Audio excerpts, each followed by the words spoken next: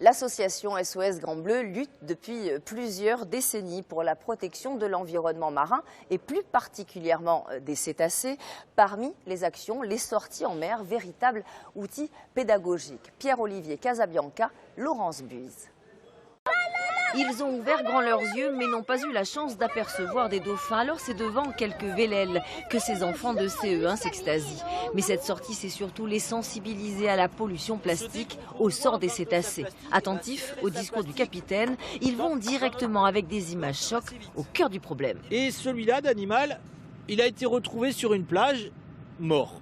Et dans son estomac, on a retrouvé 22 sacs et morceaux de sacs plastiques.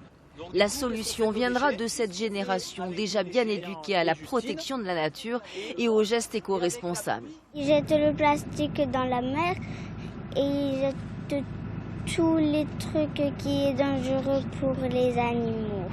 Alors comment on protège ? En ne pas jetant les déchets dans la mer.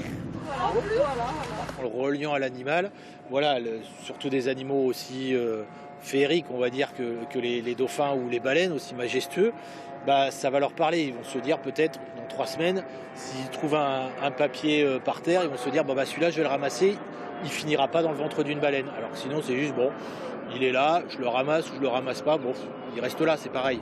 Chaque année, des centaines d'enfants partent pour une petite virée vers le sanctuaire Pélagos. Sur ce vieux gréement, le Santo soupire et la fierté de l'association SOS Grand Bleu.